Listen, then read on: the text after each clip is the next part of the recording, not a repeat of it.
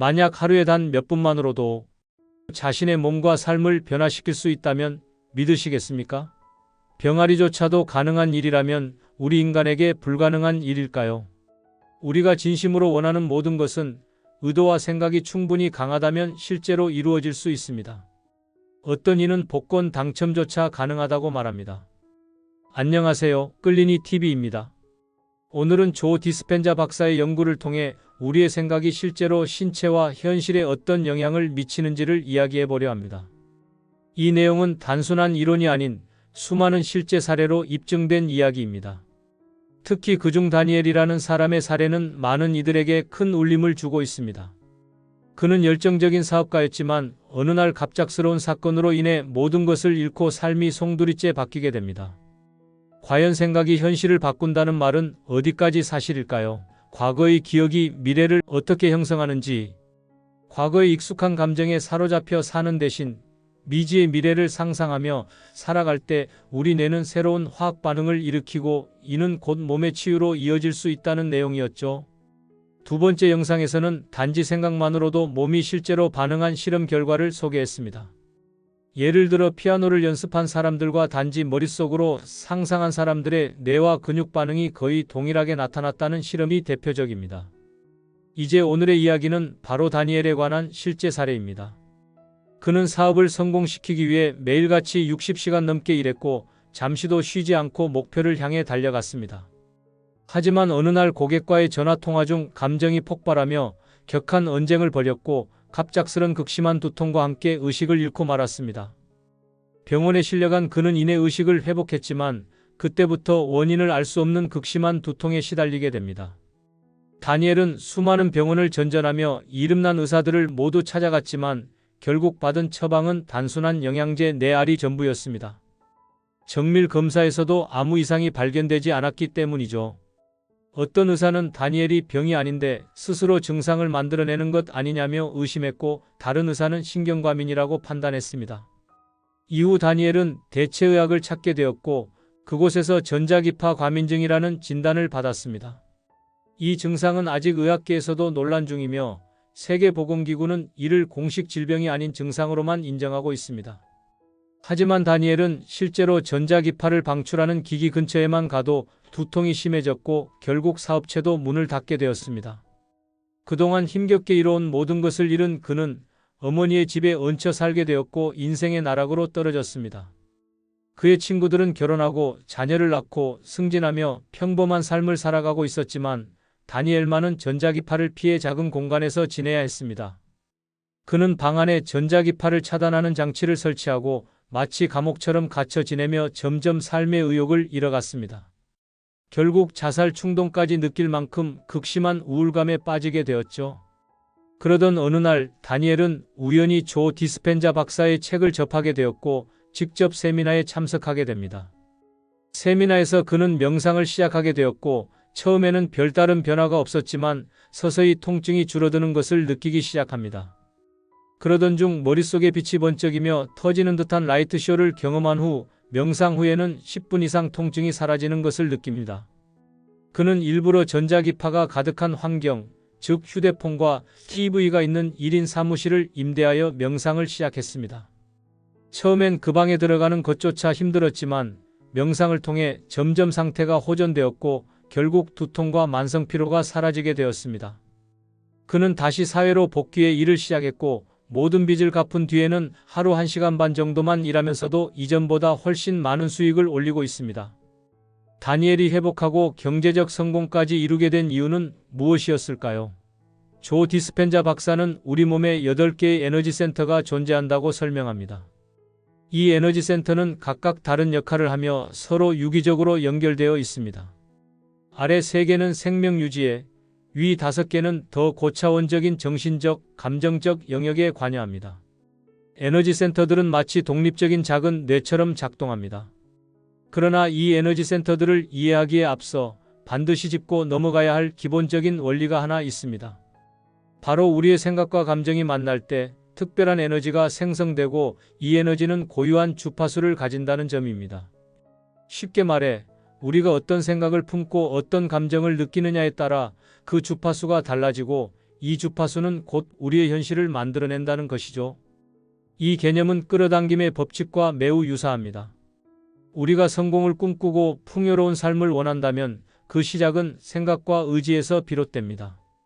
그 꿈이 실현되었을 때 느낄 감정들 기쁨, 여유, 관대함, 행복, 사랑, 감사 등이 바로 고차원적인 감정 에너지입니다. 이러한 감정과 생각이 일치될 때 우리 몸 안에서는 강력한 에너지가 생성되고 이 에너지는 곧 뇌가 받아들이며 실제로 필요한 화학물질을 분비하게 됩니다. 그렇게 우리는 현실 속에서도 마치 꿈을 이미 이룬 사람처럼 행동하게 되는 것입니다. 프랑스의 과학자 르네 페크 박사는 이러한 원리를 증명하는 흥미로운 실험을 했습니다.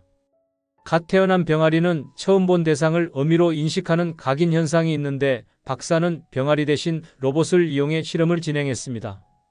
로봇은 닭장 안을 무작위로 움직였고 병아리들은 그 로봇을 어미처럼 따라다녔습니다. 이후 박사는 병아리들을 로봇과 분리된 다른 공간에 옮기고 로봇이 병아리들이 있는 방향을 향해 움직이게 했습니다.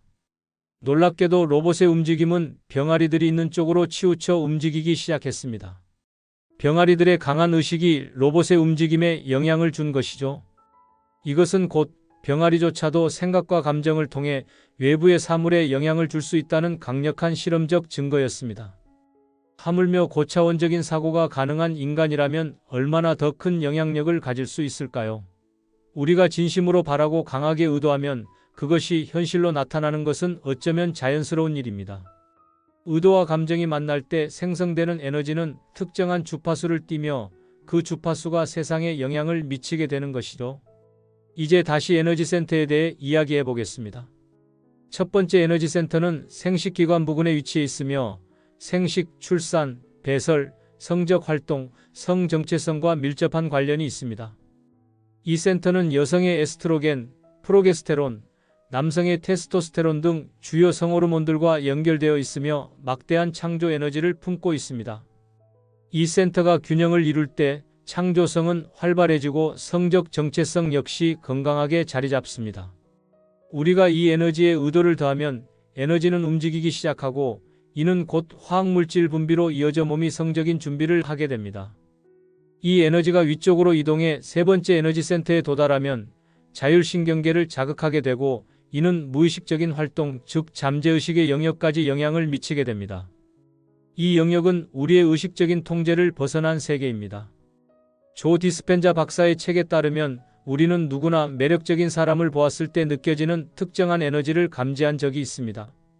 그 에너지는 신경조직과 신경총을 따라 움직이며 결국 그 센터는 고유한 마음을 갖게 됩니다. 앞서 설명했듯 각 에너지 센터는 수많은 신경세포를 포함한 작은 뇌와도 같은 구조를 갖고 있습니다. 두 번째 에너지 센터는 하복부 뒤쪽에 위치하며 제2의 뇌라고도 불릴 정도로 수억 개의 신경세포가 집중되어 있습니다.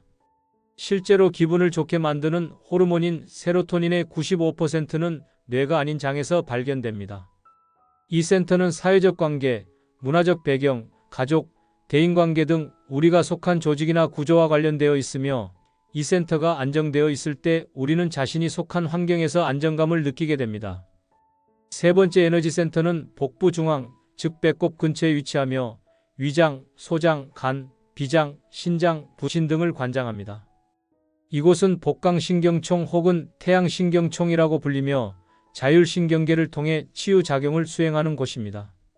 이 센터는 스트레스 호르몬인 아드레날린과 코르티솔을 분비하며 위장과 간에서 소화효소와 각종 화학물질의 분비에도 관여합니다.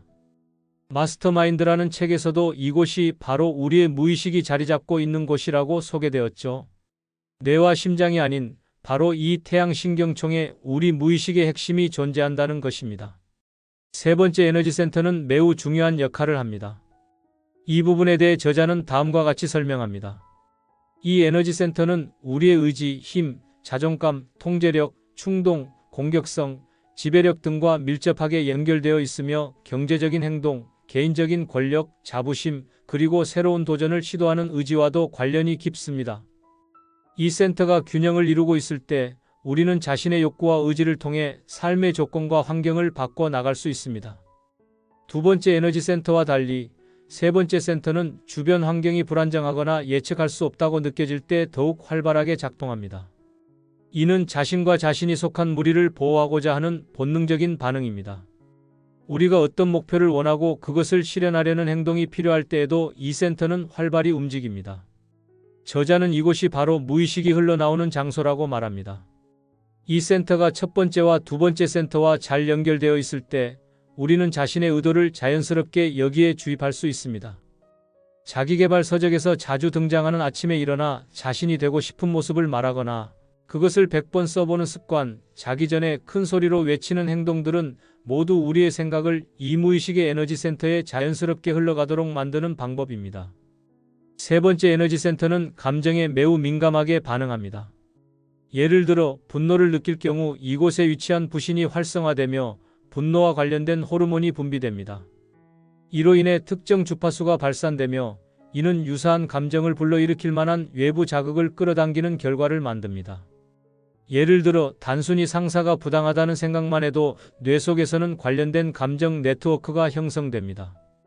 이어서 월급도 적고 일이 많다는 생각들이 이어지면서 감정의 연결망이 확장됩니다. 이처럼 생각은 감정을 형성하고 감정은 이미지로 구체화되어 전두엽에서 내면의 표상으로 자리잡게 됩니다. 전두엽은 이 내면의 이미지를 실제보다 더욱 현실감 있게 받아들이도록 설계되어 있기 때문에 신경전 달물질은 이 이미지를 기반으로 세 번째 에너지 센터에 신호를 보냅니다. 그 결과 부신이 반응하고 우리는 같은 종류의 부정적인 상황을 더 많이 끌어들이게 됩니다. 이러한 과정을 반복하면 우리는 쉽게 화를 내고 조급함이나 절망, 편협함 등 다양한 심리적 부작용을 겪게 됩니다.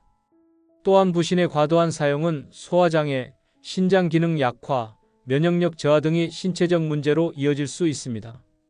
요약하자면 하나의 생각이 긍정적이든 부정적이든 뇌에서 기억 네트워크를 만들고 전두엽에서 이미지를 구성하며 이것이 신경신호로 변환되어 감정 에너지로 전환됩니다. 그리고 이 감정은 에너지 센터를 통해 우리 삶의 현실로 확장됩니다. 그렇다면 이 에너지 센터를 너무 과도하게 사용하지 않고 그 에너지를 치유에 활용할 수 있다면 어떨까요? 저자는 이를 위해 피정 기간을 제안합니다. 피정이란 기존의 삶에서 한 발 물러나 외부 자극을 최소화하고 먹는 양도 줄여 몸과 마음을 정화하는 시간을 의미합니다. 친구, 가족, 일정, 일, 휴대폰 등 일상의 자극을 줄이면 우리는 점차 과거의 감정과 생각에서 벗어날 수 있게 됩니다. 다니엘의 사례가 바로 이 개념을 보여주는 대표적인 예입니다. 그는 명상을 통해 자신을 괴롭히던 두통과 만성 피로에서 벗어났고 과거처럼 스트레스에 짓눌려 일하지 않아도 더 많은 수입을 올릴 수 있게 되었습니다. 이처럼 에너지 센터에 대한 깊은 이해는 우리 자신을 바꾸는 출발점이 됩니다. 생명과 관련된 아래쪽 3개의 에너지 센터에 대해 다뤘고 다음 영상에서는 고차원적인 상위 5개의 에너지 센터를 다룰 예정입니다. 더 놀라운 이야기가 기다리고 있으니 많은 기대 부탁드립니다.